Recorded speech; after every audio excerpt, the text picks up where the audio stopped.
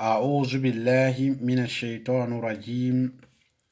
بسم الله الرحمن الرحيم. قل هو الله أحد الله الصمد لم يلد ولم يولد ولم يكن له كفوا أحد. صدق الله العظيم. اللهم صل على محمد وعلى آل محمد وسلم. اللهم ربي اشرح لي صدري ويسر لي أمري وأحلل عقدة من لساني يفقهوا قولي. السلام عليكم ورحمة الله وبركاته. مبعد ما جرمي دي أولي ما كتاب التوحيد الأصول الثلاثة. الأصول الثلاثة ما يدي عليه ما الدرس من دلني الدرس أناني ناليني الدرس منا ربنا ما كتا دوني متفق إيجاني بالوكي درسو na namini o wulito yoromi de dia kumi mona do blala yoromi wuli na kela al asilu awwal dinal la siri sabami ajuna junami dele wuli mona fola ma video timinu nani mikena avol turmi flanali sabanali mona fola lo kafo naika ile John mayininga ko jeni itili woja be nyamanga mo woja kayininga like iti mallo na femi de ma ila lo na mi de ma kafo ala i ala lo na femi de ma mona woji la se ala londo femi luma ufo ni video flanalo kafo kuma ala lo na a kabanango fiungule ma ani a daviuma a kabanango fiung biri du midele wele su ani tiri ani su le dia ani tiri lo dia ani tiri kuruni karo kwa kabanango fim badu le moka akala loma ani wule a movie mama kuma fana ala lona a kaban a dani fiuma a dani fim kuru gberen biri du midele kotuno ko wele sanvara wurunvla mini ani fimi sanvara wurunvla kono ani du fara wurunvla mini ani fimi wo kono ani mi sani du woche ko moka ka ala loma ufani video sabanalo mo fana ka wo dallu jia dallu miya mina mobla wo kuma fola kidabu tibulo mo ka wo dallu jia kurana aya gbela me mo ajoro mi de ani wele mo bade mawu nam kafo batuke masa wana ukoro fola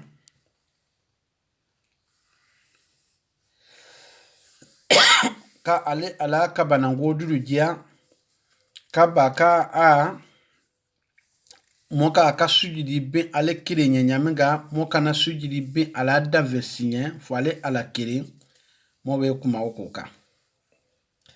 wotola ba moka te kuma tala joro mi de dia mo dalu mi de le toujours kafu moka ka ala kine batu mo manga ka fla kafu alama mo manga ka ala ni jina ubatu mo manga ka ala ni wakulo ubatu mo manga ka ala ni ruani ya ubatu mo manga ka ala ni fui le batu fuka ala le batu akedi o dalu ya wu moka te wule foda mina ne kotunu ka oke leçon sabanale ala nyaka di moma wa qawluhu ta'ala masabaku makane ni masami kumakan measi korotani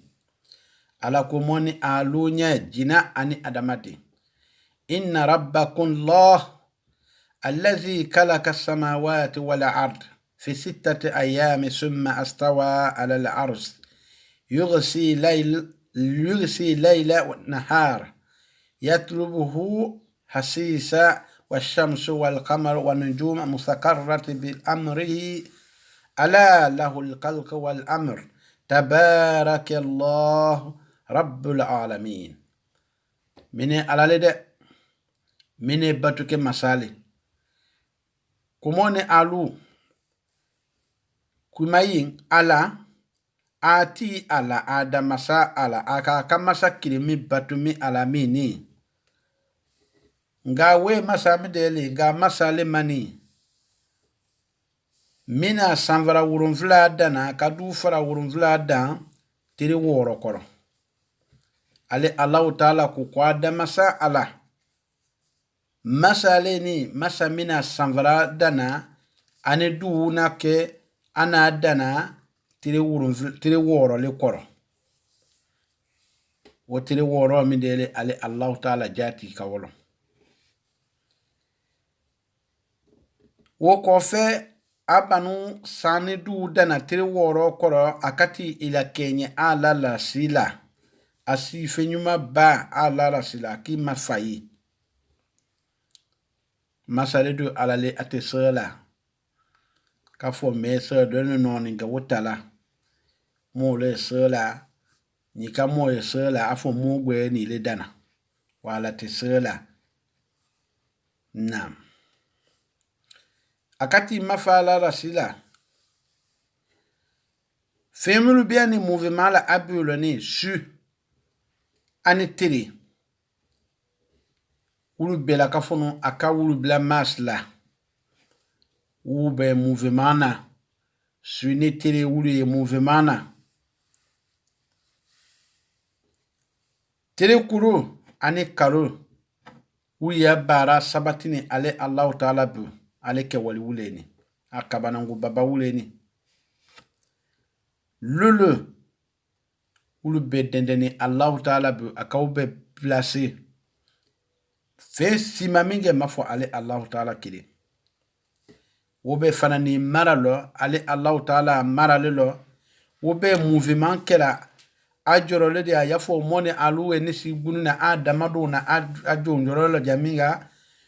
min fingi na mikalo tiro ani lulu miru ne abela kafunu yimini na ajoro lo ala na asabati la joro mino ala na kenya mijiala ala na labatuli nyamijiala a batu kela wo kenyama a commandement ala commandement ne kono moni alu ya lo obekela ala kimpi me asilila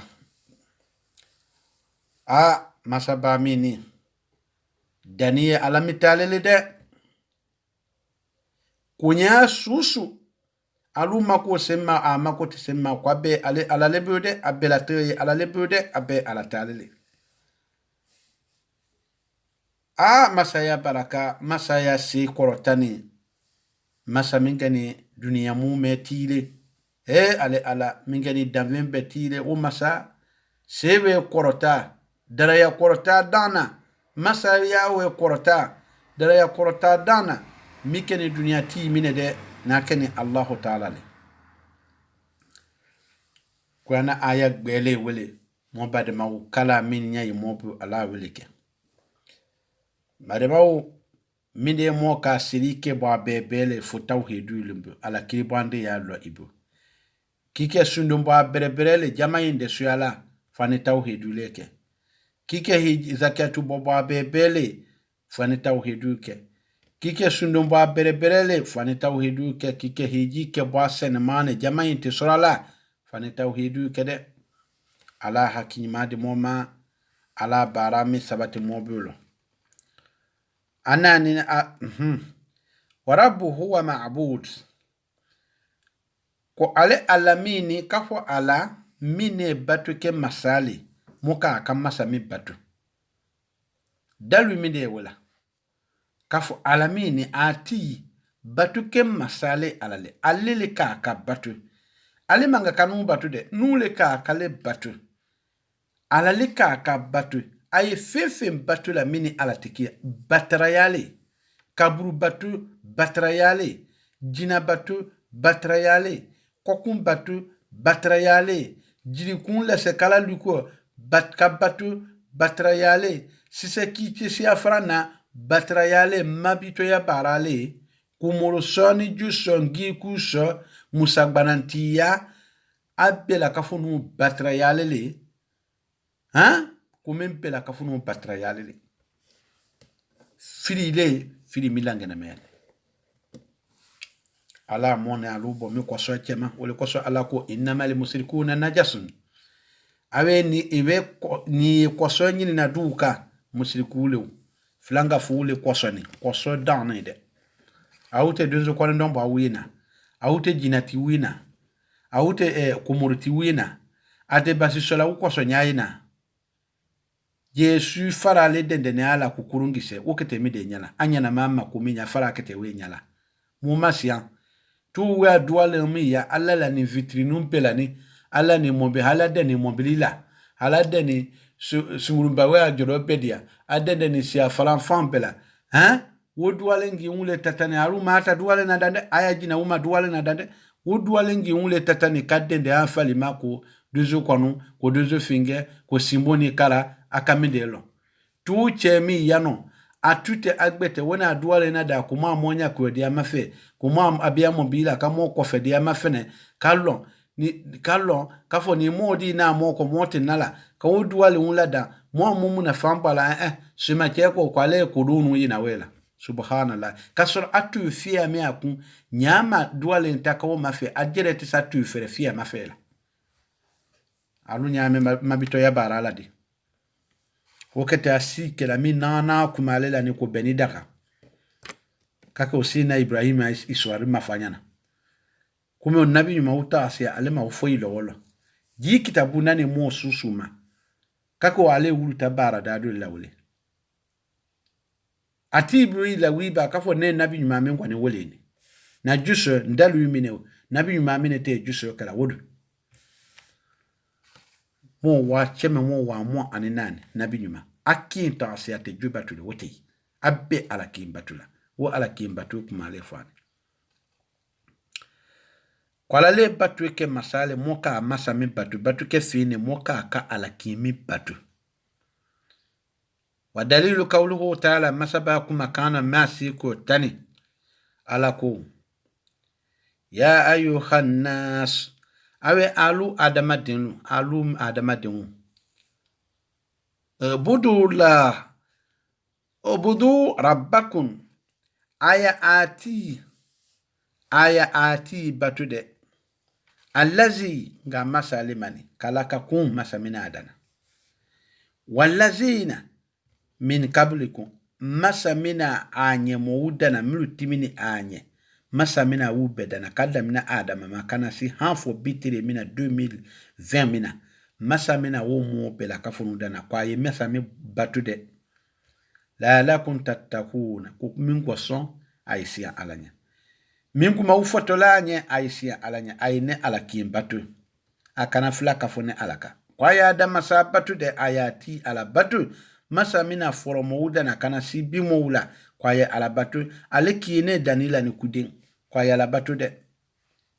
allazi nga masalimani ja'ala lakuna ardun firasan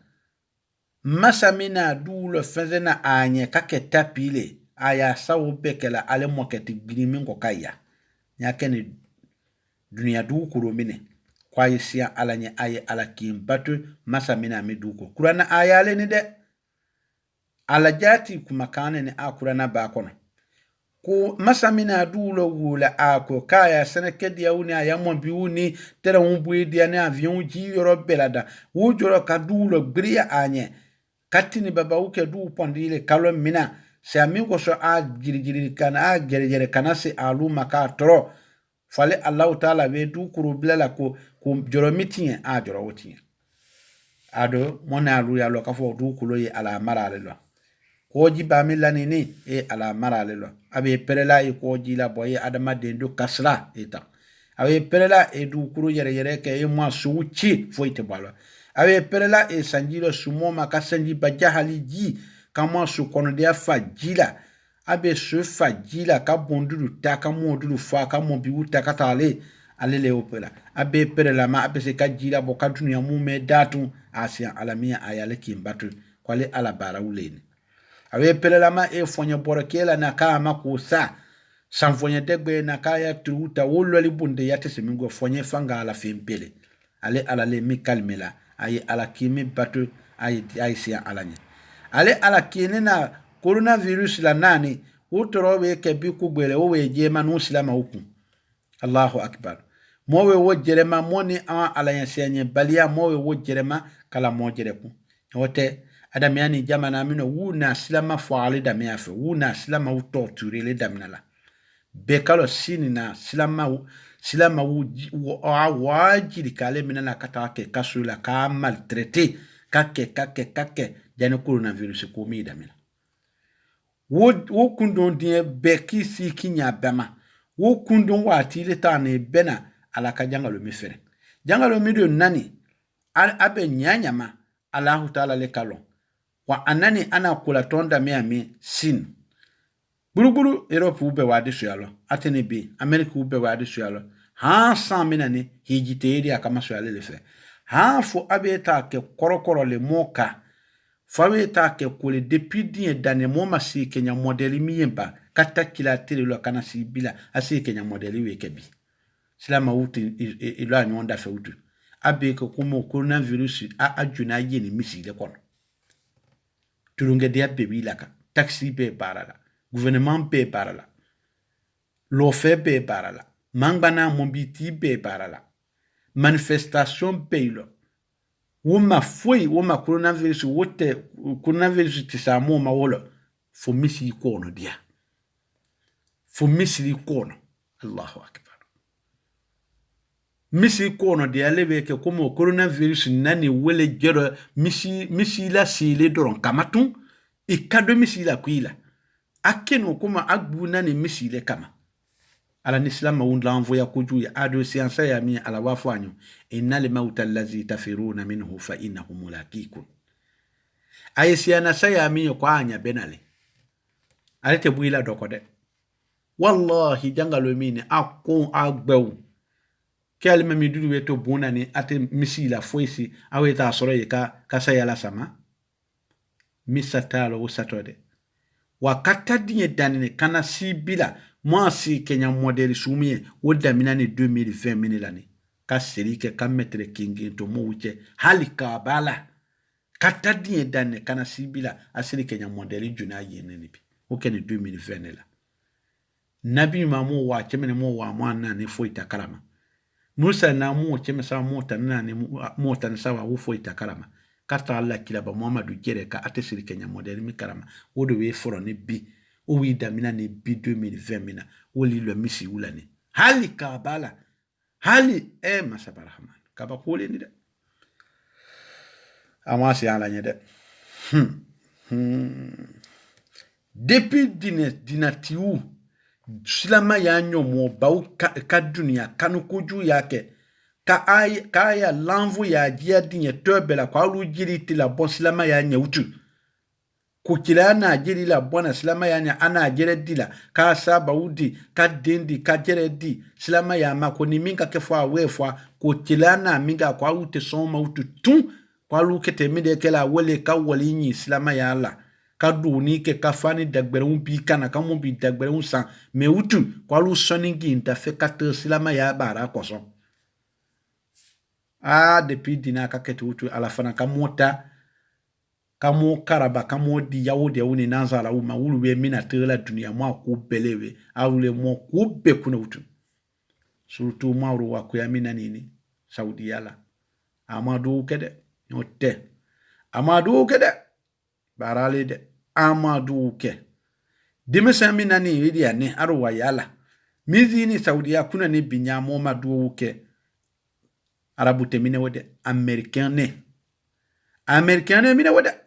americain sumi de fanaye ati dina kolo atanyala dina tudubule ma akunka kasena je akuno ama moje koroside wa kula na mobude ala kila na mito amobu ama to arabu kimbude ana to amobu la kafunne kula na adisi mobu mumo ka jenga kabwa kanun kwa ninya kula na alo monya ala kila tasialo arabu kabwa ka umonya kula na alo monya ala kila tasialo farafinga baka onu ko ne monya yi ala kidabu kura nalo tanke we mobu wodu da alu kimbu edin belebu wallahi monya yi wolelo hasbunallahu wa ni'mal wakeel kwa yi ala kimbato de ay ala kimbato ay sia alanya ala mi va mo ya kukusia mo si ale ala nyede ama mo lo ja masamini kwale na sano wula dulo wula moko alazi nga masalima ja'ala lakum arda alina sankela du kela monye firashan tapili kalo wu moko mo sa wokela ka wasamaa kasano wuru mokuma bina'an kawke lolfini mokuma kola jamo kuma wote jila moka dobuti sama enviente sama foisi mo fana yere te gbene na kafo mo kana enviena wi ba ka kana ta sama wo joronde mola wa anzala min as-samai Allah ta'ala bilajidi ke kabo sanwolo ye ma'a jila fa akhraja bihi min as-samarat waji we nas la mo sana fi umma wobe mo sana fi wula fene rizikan ko ke harje le nuni alunye rizikan lakum ko ke harje nene alunye mo jabere wuni kuni gbara wu ferena waji kire wulela ala wula se yakati mo makotune kamo balu fala taj'alu lillahi andada ko akana fingbe mina kaki kafala alakade kwa be sababu nyina de sababu dan alali de alu kana fi sujudi be fingbe sinyawtu dingoni musukula walikula mini alatikine de alu kana protection ni fingbere fewtu nela ke fani nyini kafo ko nela ke wo nisimune botone anasile bot akana minya nyini de ayi ala kimpele kiri ayi koseme ala lila aya kodi alama aya limani ya sabati alaka aya je protege ni ala le aya kodi alama waman yattaqillaha yaj'al lahu makhraja wa yarzuquhu min haythu la yahtasib waman yatawakkal ala allahi fahuwa hasbuhu inna allaha baligh amrihi wa qad ja'ala allahu li kulli shay'in qadara ama mitede moi dengue ya bo fentu na sonne fendo mede na bumba bela kafuna mati Allah taala kima wala nyini ne mo fede kwale na mebeke la monye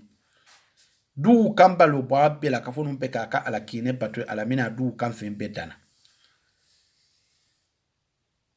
ado wa antum ta'lamuna ado ngallo fen kafo ala dan fene fembe minde abia jina batula kuma je matini jinadani ala kimbatu kanema awudani ala kimbatu kama minde do bana ati batula kata do biya do ta ikata jongwe ta kawo binya kuyo batu kumi kuna filile de adongalo kala buni kashir nafa kumami madi rahimahullah ala la dianya ala la hinala ala la nama ta'ala masamia si korotane mobadi mau ako alqali kulli hadhi asiya'u huwa mustahiqu li ibada ako ko femul fokan ala buni ka fo kwale na dana sane du na loke femul fokan ala buni kwa ala dana fiumule kwala mina mi femul bela ka fo no dana inyaye mi nyate mi turu mi manga me turu te mi imitu sela te mitu sela sanvarate na do matu se bade meleka lo jinalo doma adamadino jinalo tuwabulo fen doma wotu se bade ko ayemi fefe yina ni ala yako fola kwale na dana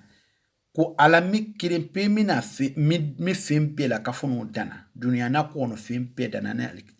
ko masakin ka akabatu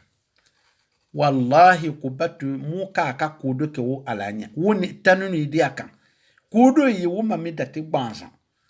mu ka akabatu enu we kuran to we kuran na bo mo kuran gbanza we mo wo sara nya mega wonya amonya na awe paracetamol kise kirin we sana na nya we sara la nya mega wonya amonya na jimi mo abona mo wo sara nya mega wonya amonya na lempo mi sara la mo be mo je kanija mana kono do tate dule foisi me mo lempo sara la masa wonya mo kuran sa mo ji sara mo facture gbelelu sara la kotunu mini wotekini afoto wolo kotunu kwala mina mi fimpe dana atiri yi koka ko bela kafunu inana aso ya dunia kono ya nole ele bomena ido wo sarala tubabunye i wo sarala muunye ala mina ke yoruba degbe mi dila du kuruma ita malaka ita dinye fambe ya ji etuza ijere danya iwe o mafela ko masama ga kabato ya wallahi boni kashiru ko mimma salika kabatu katimi kumi masakiri mpeleka akabatu alamina mingila kumini batu di kamande mini fendo kama mo a dan vimpe ka kamikanya wodon de foile kale ala ka kirine ka abatu wole ala na minyi na mo fa wole mo bade maw ala min no ya moya de nam wanu wa wole ibada wodo batu do mi de do to batu a femi de do mi de yi akake ke ala le nyamaga kake batu mi de yi akaka ke ala nyamake kake dan vinsinya ko batu na sondu le photo anyini batu na somuli allati amara Allah biha batu na somi foni ni Allah ta'ala na mo jamala ko kake alenya au mi kanake dan vinsinya fale ala asia ka gbasi yakuna atola denu ne wele fefe nyadia ni alanya ku kake alenye wo bela kafunu kake kaka le kele nenye fefe nya interdina bu kwa kanake ka wo betui fefe nyadia ni alanya do sarali kana moja male ku kake ku ka wo be kale kinye fefe fana ana mo interdila ma ama denye ku ka wo be katui ku mineto ku batu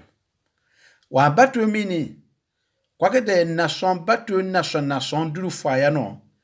akunguri ni adomada no na mbatawu mona alu milanzini abatu kenya modelu minlo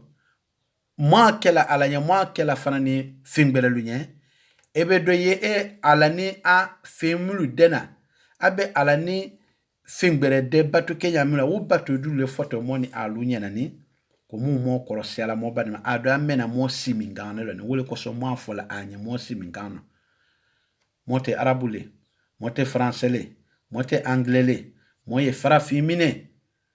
faragbe farafin arabu ala tate mo be mayinga dinamina wole dinale ni inna dina inda Allah al-islam minede etinyini ngala ele faragbe le kafo ameriki kunyala enyini ngato dinamina wo dina barale ni batu mina wo batu le fwa inyanani ko batu na son ya siade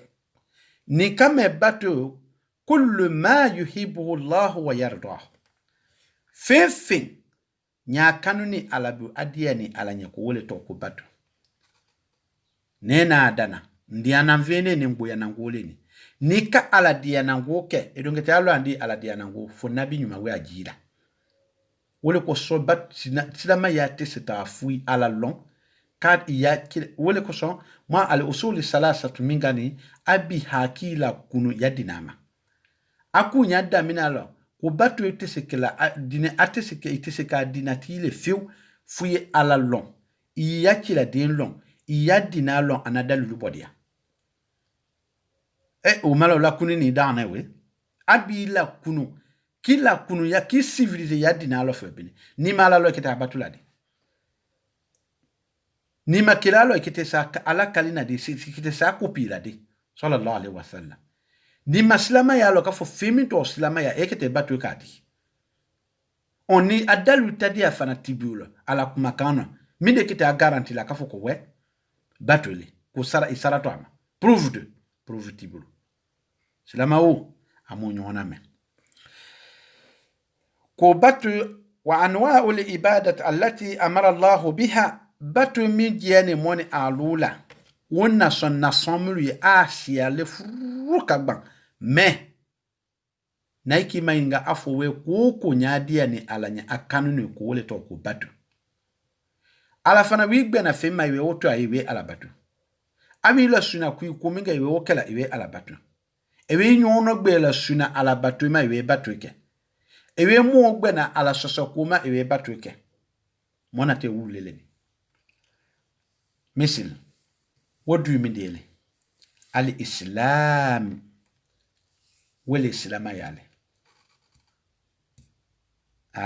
ja islama ya mi batu lela kukubelo gridu kuro ka fwe bene fembelo tono ma du kuro ka wele islama yale fwe bene dina kirempemi boni alabu ka jidu kuro ka jinane adama dempe kama ko dan islama yale wo example mi dele wo dalu mi dele ala ko inna dina inda Allahi al-islam dina kimpemi ale ala fe adiɲɛ ne a ma ko ka pratique a san kɔnɔ a dukuro kɔka alijine dani wo mu kama janama dani wo tuba wo dina tuba kama ko wole silama yale ko annabi nyuma be nani silama yale le abe fana sani silama yale ka afoite yemina murutula ka to kirasi la ka murutu ka bo ka sakuna bo yalo ko te o ka oje amola mo wa cheme mo wa mo aniko eta ko silama ya mini wole du ka ko junale adama den ka kami bia pratique la kami kefo bene ka sabati wasilama ya do ala nyamo bulo de wale iman ani limania min de limania li koni limania kuwe ala batulele de ni limania tilafana foite masi awa fa batu wulule to ka fani wale ihsan ani nyali kanya kike mu nyanu ne nyima ya kebwa mu nyanu elo ande ku mu nyanu ne mine min pela ka funu keto mi de ka foike ala kiri bande ya fanaka oti kanya nyanya makadana timi atana benibu wa minha wo batu min kono addu'a wole wodole kidile ala kidile ka duwo ke duwo mi ni afana ale ma kwalele batu kumborole alele batu kumborole alele lata gbiri mandulu guri la ala bu ka bo enye ya tan nato la ulo ko duwo mi ne wo duru kela duwo mi duru ni e timi ko judu la duwo mi ne wo ko judu fasila fana ne ka bo ya dosi kona ka ala ijafa imalo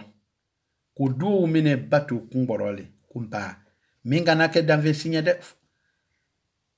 mikiriri mini akana ye ebulo kuyaka jinale le la wala yake la ifaka brule la wala ifaka bruni bakabru waliju kabru kirile la kwala kine ka akaki do mini kwala batulo ni kake danve gbenya mini ala tekine ewe musiriku yake siketalo ewe do musiriku yako ndelo wal khawf siando kasian kugberana kujia moka kasian ala linya ni kasian fingberenye katimi alaka ewe me de kewe ewe do amusiriku yala de ku moka kasian ala linya mona te betafsiri le ko fesse waraja jiriyali kamiri ikono kalli ikono kafo akete na ukoroje ala ka kudulla ikono e kana si kono ya no se ka fo ko nyile ka baba Europe ya kute balu du fanzi ka utu ali kono e bejaw ite yaw ala kone itimbara bale nani ya itombara babe si kwasila awe ali kono kuni ala kiti nyon bena ali kono kumele kafia ifemike ni rakib wa atid mi ya bara nyuma sebela ani bara ju weki kono su anetere ali kono ko saya ko nyanama ya do ye atati imayini ngala kaburu kono munkir wa nakir ko nyini ngali ketila ali kono ko kaburu kono lamini we nyama kima alijine fosele kima jana ma fosele ate kima alijine fosele feu fa soro ina dinami barake ko nyuma kela ya ado beni kilata asiyama ali kono ko kaburu janga ta feu wokti la soro feu fa soro ini koduna dinami alana dinakiremina je adu kurukoka ini koduna wala ya kiki be nana ma saya kata chudu ika sakata ini kilata asiate kine siketalo lebe jabata kaburu kono woli kono ali kono ini alatati nyombe nyoyala alatati nyiningala bara do madanu na abumbata makume na jana faman ya amal mithqala dharratin khayran yaraw wa man ya'mal mithqala dharratin sharran yaraw siketalo kuya bara misikala zarati nyono zi anyuma ateduna alama afana tina tunina ala kwa atata ya jila ya bara du fana misikala zarati donu akado ya nyanyama ateduna alama ala tata ya jila alkiyama ki sarala ni nyumale ki sara nyimala ni jumana ki sara jumana minga ka mo mafiande akwaf la ayat min Qur'an Karim adoleni de aya masiani ba akabana ngu badule kafuku moya misikala zara tinyono baraju atetununa nuna aludo jwani moke wali bemabi baraju kabe na se sanyi mo anulu labe kwisi bo misomina dandala atisa kwandela sunguru na se furuma abila che miko atajurum atise ache kwandela afio tabelo wasi a famille wote monya na kuli moi dorme tan moi ero wa kin susu wa dasi cheme susu ara mu bise mlanzina la ube bikono wote mo halala wote mo nyana kole ala duwa foya shaba una hamyamina le muminu hamikotetimi kase ayamina ale ayale be mu masi ankura na akono katimi aya majorité tos yamanga le nawe ampiate minala kafu misika lazara ti nyono baraju atetunu alako atibu ya dosilo tun ala tarte ya jila alikiyama isarato ala minga aka Muhammad nene alu mafi wala ka nudi yana ba momul mo si manja ni kasan keme si di moma wallahi billahi ta'alahi hali a alakati ban asanyi biseno ka mo juge sanyi sanyi moana motena gayela sanyi moa oko parce mo jurumu alu jere mo ke wali mafena bi tiri mu me keto kumina aya mafe ala kumide yalo tiri mu me keto kumide ala kumide yalo baray soro kumide yalo jurumu kafari kumide mo tiri kimbara 24 heures le mo ni nani ko jurumu kafari ko jile makela mo dasila ala toma ko jike mo ala ensenye baraja ajate mina afono wolo ko misikala zarati wole ko sonu site semena mo badi mawo mi ewe salama o kasike ala ka botte va ete do ke etate ate nyuma kuno fuisiu katime dunu juto la biyela Allahu akbar naam ko batu na songle fani waraja ikuyajia ikono kafo ni alakiti nyombe na momo majia kono kafo ni alakiti nyombe atena nyuma ka dukurukoka heya tena siyana ala nyede watawakul kui koseme alala do kowe kumurule de do kowe fasakerenne do kowe ngikule do kowe tiningunune do ko sini be jula de do ko sini we ko samiri do ko sini we ruwani yaula de do ko sini we kutubula de do ko sini we aya wali jula de wi ma ko si alala bono bo awule men fefe madani ne wo be mo bono ne le du kurukoka du ko kamu mandoro nu mu tatienu ule ka to fanya nani ane mu ibanam wa tawakkul ki ko same alala itamena wa ala allah falyatawakkal almu'minun mu'mina ko same alala la de ni dunde mu'min le finga mi wi diana wa e ki jelo be jana man wa raghaba mone alu mo sin yemulula batu na songle fanyan moda alala dianyela ala kanuni mobwa ala jati minani mobwa kafo way masa mina danimi jate sudia moma wallahi mo ka ala mina dianye kamu mondia kalli inilo fi wana alukan wana wakela la na fula di monya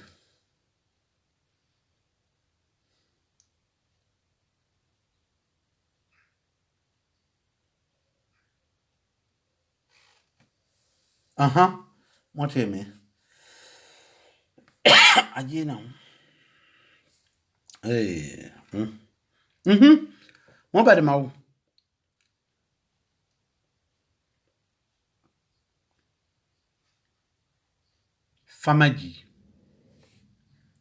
famaji mini ki maji alanya we bato dulele ala kanu ala momondia wobe bato lele ni kame momondia ke fingbe mini ala tekine du barai ni kami kanu gbelendi ya nyasi fingbe ma mini ala te kinawo mona te sa daluma ni kami fama jike mo gwenye mi majiri suke mo gwenye kuma aye wali yu batula uya nyamiga ni kami ke fingbe nya mini ala te kinedo wa kusu majiri ki maji ni ala yansi anyeka ka jema kula pote de komedi nya tede teatiru ko tede ki maji ala nye mafa buma isiane be ala nye ko ka ka ke ala kinenye we batulele membeni wa kasiyat wal kasiyat siane fana mini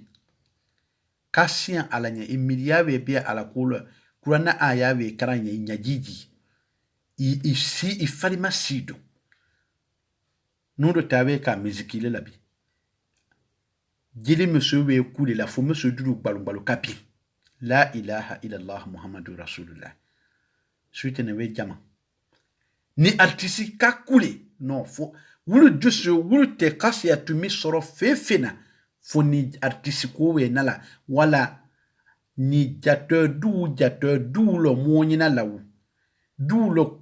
kulo kulungela we jamana aya kulo kulungela watimi wela lu vibre watile ka bwajiaka kina nusute no we sala ka bafi yakuno amide ni sai ni afeka silama yake ikote comedian mulade e mabodongi la mulade sute na ku mi alo afanga bon korote mi e dongili la kulo afanga bon akorote kinyafe ile alimami ikafo kuleti tiebo misikila mema siketalo itina nyala ile karamo ile ko kwa misiki zuye wote haramu ik talamena wa muamlu fane abbe kingi nketila misikila meno kirin amake alanya odo weka imidele akanu berende ya bamini alu nyere jala artisi wu kanuni nyaminga pi akanuni nyaminga mubul ay kanti ani munye nyaminga aya dongiri ya mu bola aji akanyamenga e mu maku sala nyanga yo karam o min bedunga kake alalinya wa inabat kijisi alala mulu boboni mbali nyona mobani mawu kwa ya jila alaka ayaji sene ya alanya mona tesila min bekingi na tafsirima walisti'anat demeni ka demeni nyini ka demeni nyini woka ka nyela alakiri elele ko wa iyyaka nasta'in suratu Fatiha kono kuma demeni benya ile alakina mideni ila ya juti ubara mideni ile ya sallata ubara ila finwe tunna finzi talabola fueta basiti ubara abbe silama siya mambale so ya farafina bi ama finwe tunna ndasi akuni di ube kudi val practical awe benenu wa practical ama ya laginale si akunu andasi anguni di uti fe akata si ambia kana Eta kiti tela seangunu nema. Eta kiti tela kusinindi ulema we lagina. Eta kiti tela kirekunindi ulema. Musiliku yale mulo. Ko demeni opeka kanyi ale davembeda masamine lawe alakiri. Ale mina fembedana. Ele femi dela ni wofana kaka alale deli abe dave. Walisti'azat tanga nyini wuka kake jila ala a'udhu billahi minash shaitani rajim moto wefala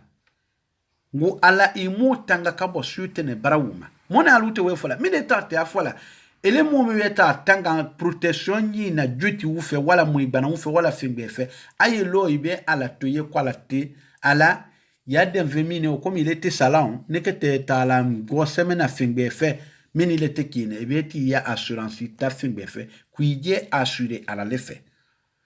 ala itanga kabo adavimbe barawuma ele yere ka suratu falak damina la ko di kul a'udhu bi rabbil falak min sharri ma khalaq kwala ne tanga nyina ile Allahu ta'ala la masami ke ni fayiri ke ne gbe chi masali kabo fembe la kafunu juya ma min sharri ma khalaq kabo fembe la kafunu juya na barawuma ile ala na femi dana etani demeni nyina femi veniwe ini ala chelo wona fendi dana etani kosi la femi na ni wona mi de dana ada vendo ale na tiri dana ale na sandana ale le fonya maîtriser la ale le di maîtriser la die fanga ma fem baba susu ne ala maîtriser senadima Allahu akbar ala nya kadimum ko batu na son le fani ki ko seme alala ki e kademe ni nyini alala katanga nyini alakina kuwe wobe milkingi na be batu lele amang at imanga kake anida vibela anida gwe maga kadala ala fana manga katu ye kata ko seme fingbela kademe ni nyini wala katanga nyini fingbela wo manga kake yama do we ke bola fight se juma fight a se mata juma fight a se jula fight a ko de invasunda te waya sila ina kanau ma suti finge a sianguni yaken la ilaha illa allah muhammadur rasulullah barajutena mindi yasiri ateta joro dia asunte ta joro dia a hiji ta le joro dia aya kasinya midi alifia ke ka bala madama yo kusula hijitanya o aya fusi ya mambale ni ani luneti daka wana una la kabo makam ayi muikanduna watibe kafiri masinu aka kosila magu wala yisi ya manena ni kafiri dunu maka alima miwe afe ya bolo ku aka kulai muri jubara la we la jilele hejidin sumide wole ama tawhidu kulo dinamido de se sawati la tawhidu mingo wotalela ele bininga wi fule la mo wochede to kaminelo wajabi ane kanateli ja monte kanateli ka fingela mafo ala mulu kanateli ka sise kantu mi ani kajiri ke Dieu ko kan wule asumidela siketala be to akakasa atate malikita te aluzi la jana makorotalia ja kanateli te ka fingenya mafo ala we batulili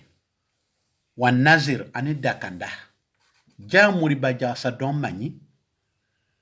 nyala kanzo don nao me jugbe donke me muriba ja sa don mbasita mbaduta mo tienu ja muriba ja sa don mani ja mo mu ute wo ke mingela ja mani muso uche kuisi don kabia sola na minyi ala fela ba Kenya muriba ja sa ninga ketao muriba ja sa aduni takapota muriba ja manya amote dinanya nyiba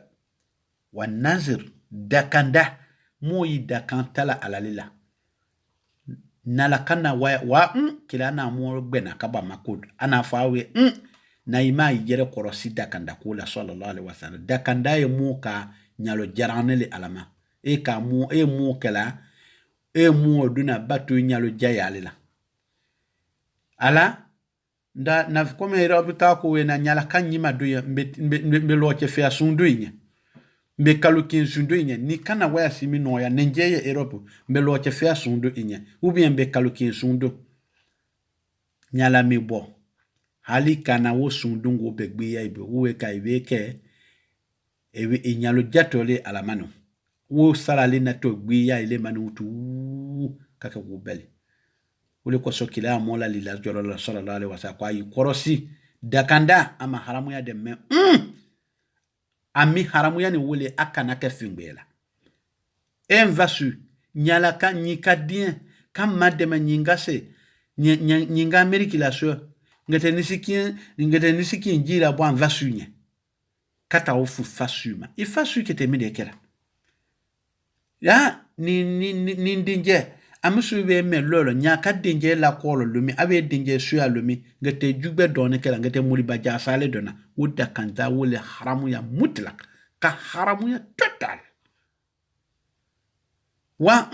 nyana waya simini nyingala dunkunyma ngete tikin sunduna alanye ama haramu ya meije korosela asiya mano awe sarabu ya ibulo inyalo jatele alama ala mota jada kanda fana kulile moka kaminge alakini amma nyamma nyako eta alakini la akana ke jube dongole akana ke jula akana ke fuila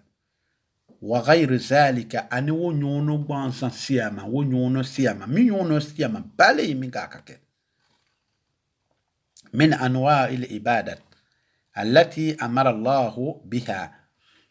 kabo batu façon lo alana mo jamala mulkela kumo yake ala kilinye mo manganika ala ni foi de mul foila asiade sunwo zakato jao wopela kafunu badinya dia ufinja abeka kake ala kimbatu ile kaka finziama ha alibe kunyimake ake ala kingama akasiade kulluhu kumin bela kulluha lillahi min bela kafunu kake ala kimpilinye ta'ala masama sikorotani wa dalilu qawluhu ta'ala masaba kumakano mea sikorotani ale ala kodi wa anna masajida lillahi fala tad'u ma'a allahi ahada fala tad'u ma'a allahi ahada ko alla misri ala talili nyaka misri lo kwa la tale fimbe kana kufoyede fala kili akaka ya mama ya jorolede dinra bam kamu adulu ye wulu malu ya do ya ni kosobe kata alama wukete akadi wukete konyo kuala timingo akate frusi to la misi ko no diala ebeta misi dulla Europe ya kata ye ku farafinje ni Europe Arab to musulmi frute kata wona ko gbe sinu ye misiri kono kwa ye frusi la subhanallah wona ko gbe sini asinda be kawki i waranga kati si mis ala misiri ba kono kwa ye frusi la mi karamo tatiyeni zuwu mo wujeya kwana makarama farafin muso kwa ye frusi la ache farafini fimanche ebeta wo karamo dulu so karamo dati banondulu musu banin karamo dulu beta musu waranga ke misi kono kata wula si kata de musu lebu kata la si ala misiri bamin kono kala si chewini musu be nya fani nyona kwa ye frusi la subhanallah e wulu fana ka ko suna mola ali ha wole ko son ni momi mefie bi groupe koma abi e bo ala bu kati firi ko wela ko we fala ifi abudo ya kamitite se jila abadan wole wekebi ni mi mefie mi groupe ko karamo datilon sulon balimulu ma e bi jeye ko wela fruti te silate fukata de monsieur mayni gamisi kona ite ko ami ko da may kuma ala te monya aketa asi monya ta kala moche malu beli akango si malu beli sila maya barate wuli nyire malu mabakasi jate suwola ekete ta ukadi ala misiri kono ana funya ko frusiri ka tene e ko kuye suna molele kila ba mama rute akatene. D'ailleurs, fani mi ele akonyo kuramani kila ba Muhammad na kwenye frusi milu kila ute katani sallallahu alaihi wasallam ute katani kwa la misri kono dia ala tale ala bone nyaka loni kake alaka mama yake dia tede grupu fiate sila yede donga grupu ule ni ala batu grupu u fiate sila misri kono de mama ya grupu ule ni finga grupule ni saranda ya comedian wuta sila misli kono de wuta sila ide fani tebo kwanya kuya maka waranga kata asi misila kwa ye frusila de donde ke misi kono edi ade kwa efusila ayi waranga kati kenyongo kaye musu ni aya mesi dunu ka fani no bili wokuna ani musu lompali beta kati misi fa kati si mana kumala kwa efusila ala misi te ofenede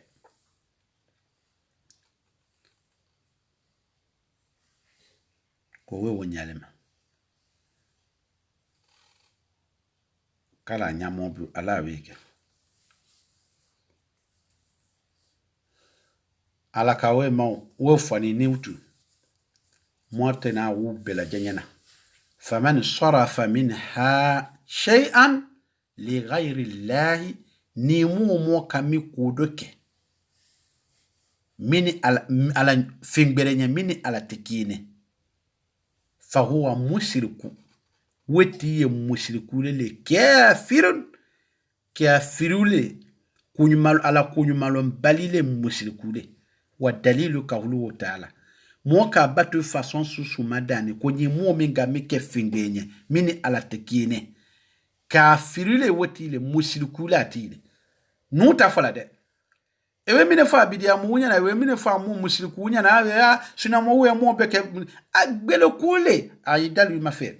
fa huwa mushiriku kafiru mushirikula atile mo bi ko semena fingela ama amada doni mo be dina gbe miala mini silama ya tekine mumu malimania alama kaldimaya kilama imirele mumu itanyuma ya kake fingbelenya amake alakinka amake kila dentasi ile asumindele mumu ile fingbe kila mini alatikine ile mushirikulele mumu isiani fingbenya katimi alaka ubie ina alanya sianya ni fingbe tasi anyela kenyela nyoveta ile asuminde mushiriku kafir mumu nyile jiya likela fingbe ya fangala eleji ya ye dinagbe ka komi valeli ya bokatimi ala kila taminga ila asumi dele mumo ilela ni fingbe ya sila fangala idenya ni fingbe ya fanga makatimi ala taka ila asumi dele ele mumo ni ko semeni fingbe la mini ala tekine ila asumi de mushriku mumo aka fingbe kanuni lebe katimi ala ka ila asumi de mumo ije ya fingbe ka katimi ala ka ila asumi de mushriku mumo imajila woti fenwonya ile majini fingbe nye majiri be kodana katimi ala ka ila asumi de mushriku mumo isiana fingbe nye kije karaba wonye katimi ala ka ila asumi de mushriku mumu fingbe mumondi ya ifalilo katimi Allah taala ka ila asumi dele mumu idemeni nyini na fingbe la katimi alaka irongo ko wa iyaka nasta'in ido demeni nyini na fingbe la woko mini ala tekini wala ala niji na wuni fingbe dena fingbe la ka demeni nyini wokingi na apelata ila asumi dele mushriku mumu ele tangali nyina ele protection tala iti assure la jorogbelo ka protection ta jorogbelo lamivani nyini wule kule tala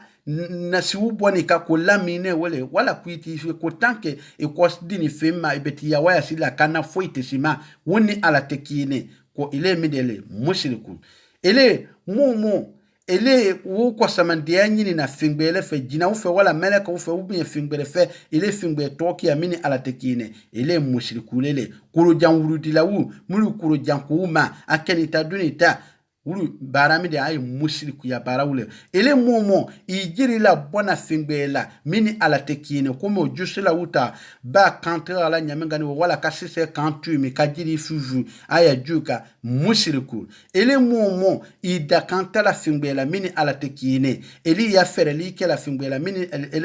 ele consultation ke la fingbela mini ala tekine ele dakanda ke la fingbela mini ala tekine ele midele mushriku kafiru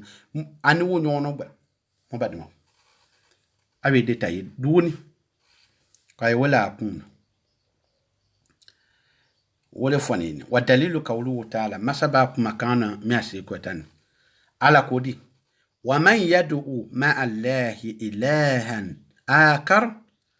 la burhana lahu bihi fa inma hisabuhu inda allah innahu la yuflihu al-kafirun ima ala kame kwana ayala ala ko waman yad'u ma Allah ni mumu ka fingbe ki kala alaka wala ka ala ni fendo kiri alo kini komo muri bana wa ka nyamga ka ala toni meleka to ani jina to do nyona ka kiri ke wole anaya kutubu to anaya waliju to ka wulu dundu nyona hey koni mome ka woke mini ala tekini la burhana lahu ko dalu susu te woti bulo min kana non ko kura na nanon ko dalu susu te woti bulo ata dalu ke joro le ko dalu te ko barala dalu te de fa inma hisabu ati ya kitiye midele alikiyama awula te nyonje ya kewni musuni jina wuke ayu fwa dala ya fiu kala te kwati ya kiti midele alikiyama ahado kanado kiti moma salikiyama ba akenita ala kukwa na kona kufa inma hisabu mba wo mushriku kafiri to me akitiwe ala bara mumi fingbe kila kala alaka mumi ala ni fingbe to duni nyona ka kirili kala wo koti yakiti ale alafeye inda rabihi ada masabara alikiyama loma bi katasi hanfu alikiyama la woti yakiti midele inahu ko mu'mini we kwe nyamenga la yuflihu alkafirina ku kafirite tono sorofi kafirite munafa alla tidie fion kafirite senya mimbarasu kwalete kafiri senya alikiyama jibe na tami garanti alikiyama ni fuile temika afri mushriku sunye alikiyama feo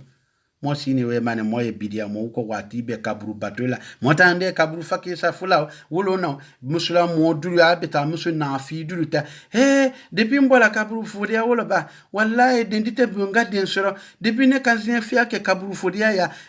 wallahi na ngache soro depuis mo boni kaburu fodia sans ne na la leni utu bere gunde ya jangalo kula na minga kaburu wali du fakisa mifula ala buka hadije fui na ta minga malila kaburu fodia ala gungan déplacer lew madingangi mon kata aya kaburu fodia wolo mona tanga kaburu batudia wolo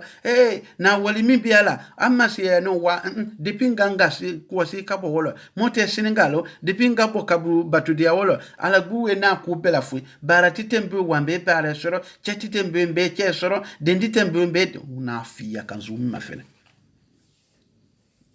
monya na mama mbara asukete weki banifa ina wutu amiwolo ka ala tuidi kata juba tuida miaku fingela ala kawe mano koso nulewe dukuru koka mo bade mawu mo bena wala loye mona te af video berekela kata ben ale du mulu ale mi be detayma akana bo mo kono mulu le sonasi tawule tiri ka kisinye tanjati ke muluka ke amafene ka baki e badun la si ka mafene ana dunka akinyo zuze mulula ana musu ka akinyo dinunka kamine kala depuis adini yato ado dinu yawudi akaramule la awusila mali bedele adinu te mulu karana alu dini do ma karan alu de masonka adinu biala alu kete sila masumi de le farala fa ba edindalo etalo echetalo on ekete di wole ko so silama ya kono ne be question di la akagbere na modi ni do ma milu kala dinule mi karana ne kitabu mengani modi ni do le ka mi kara silama dinu mula wito la ye milu le karana dinu we ba mi we do ado dinu bola abe ba mi kitabu milu duna abamila aha kidi cerveau kene wadimi abe ba duna la wallahi ekata di fan tu dengen yaka Lukman de na din jamale amulela awu bane wele makote silama ya je suis fier d'être musulman etasi yaka bi edindasi yaka ibatasi yaka ikabi atasi yaka fasala kaduni akuma gbanzami le dala idete wote mon ka silama le de Allahumma inna nas'aluka اللهم يا مقلب القلوب ثبت قلوبنا على دينك ويا مصرف القلوب صرف قلوبنا على طاعتك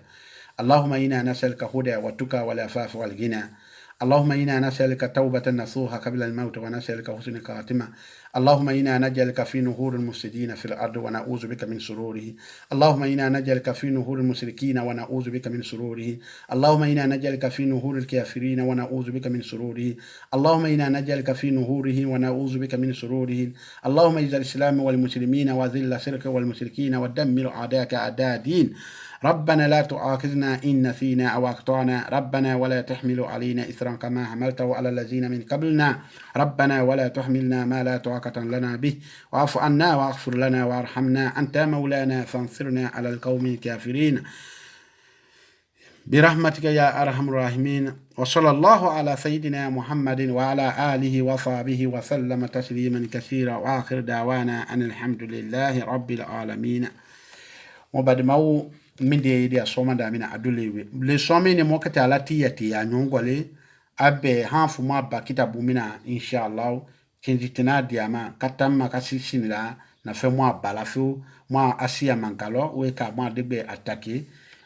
we media ni nyewelewe nyakata dia ngeta video keke ka nyongo aketo nyonga abeketo oduele tena afana kete disensu ki mile ya bela a abbe nato mikini le anyine YouTube là c'est très facile anyine fanani ayen na Facebook mafana anina page Konia TV na kadui na page la afana benaye na page la Konia TV e wala Konia Press afana wala afana ni na YouTube la falikukone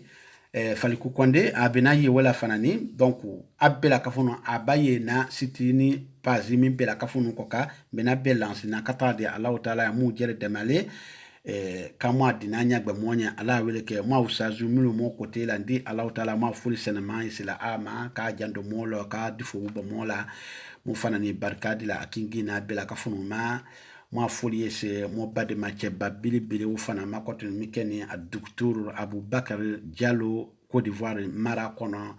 tawhidu karamo ba disilombo karamo ba suna la bato ba ma do sila akingi na bela kafun makase ma tawhidu karamo ba bili de mamkeni Imam Idrissa Konate Mali di koroni mo fana Bamako ma do sila ma baraka furi sila amaka be a tawhidu nyalo gbeje ama adina awara kujuya anya kufonya bebe bela kafunu na ma do baraka islama kala se mo karamu mo dasili ma mo damasi ma bela kafunu kala hene mwa usazu baula mukene mwa mwalimu na ule mukene imam sisi ule kule kama duwe se ama abesa ala nemejiri ani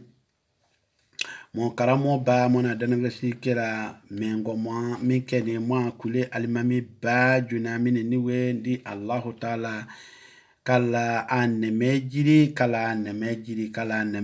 ala ka ni usazi yani usazi kita Ibrahim Keita kule ubela kafununa ma mo datina se abela kafunuma inshallah halikata si ma ausa karamoula malien karamoula guinéen karamoula kata si ma usazu bawala sudanais Mahmoud Oula kata si Oula depuis Gabon kata si Imam Sako Oula depuis Gabon Allahu Akbar ala ma foli sa kilingini na bema inshallah mulwesa ala wula ne majide ani kan ne mela se mo soron ba wuma mulwesa mo fawne mo ba mulsani kala la hina ala ka jironya ala weke ka bara mitima ko nyuma de mo ma ala weka limani na sabati ala kana to dala folima e do juso kunne kono juso kunye bara fana bokenema ala jere ya lo monye akana ke jama yene ala weke ala kana jama yembe amu barala ala kana boroko blami barala ala kana tinyeli se moma mun barala ala mo sabati ka moto mingo kakata saya se moma ala weleke mo tan occupé ni ala kufu ala takata si ma saya ala weleke gbere do madana bumbata ala mo tangama ala sabari bebe sabati moya kala mo lo na ala nye kamo jusukun karaba ala kula ala weleke nene alu ane mo de ya bela kafuno ala weke wa akhir dawana anil hamdulillahi rabbil alamin subhanallah wa ni'mal wakeel.